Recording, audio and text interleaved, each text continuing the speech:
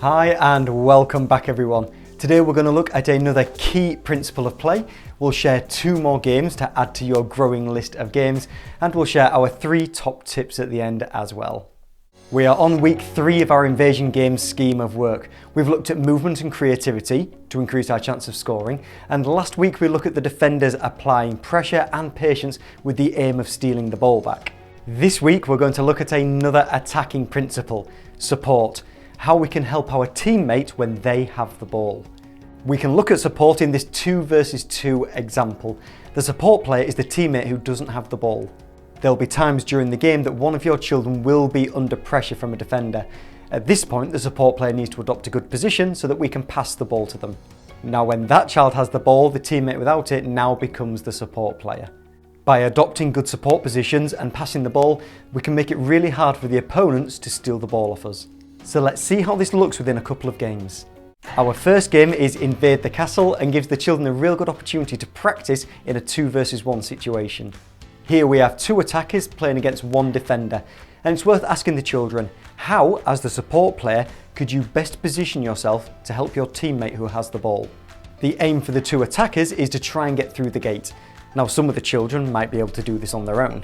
When playing the game, if the defender tags one of the attackers, then it's the defender who scores the points.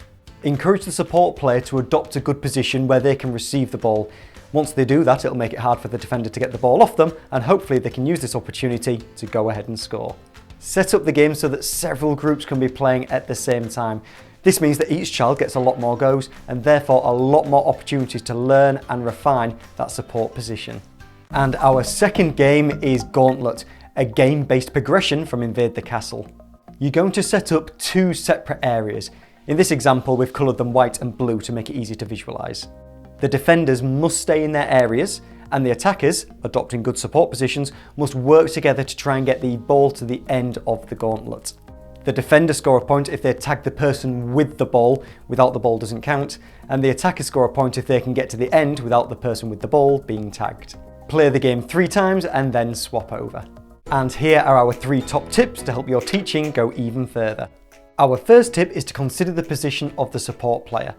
Too close to the defender and it's going to be easy for them to steal the ball off us. Instead, we need to be several steps away so that when we do receive the ball, the defender is far away from us, so we stand a better chance of keeping the ball. But this presents the Goldilocks problem.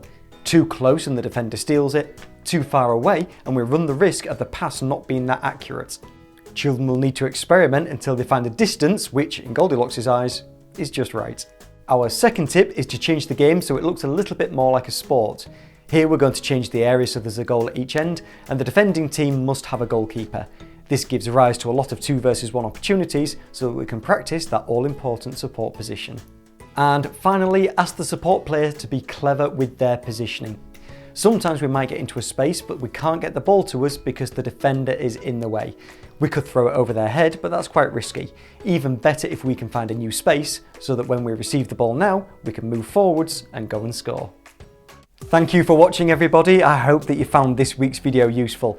If you did, then please like and then share the video with anybody else that you feel would benefit from it. And as always, remember to subscribe so that you can catch next week's video. I'll see you then.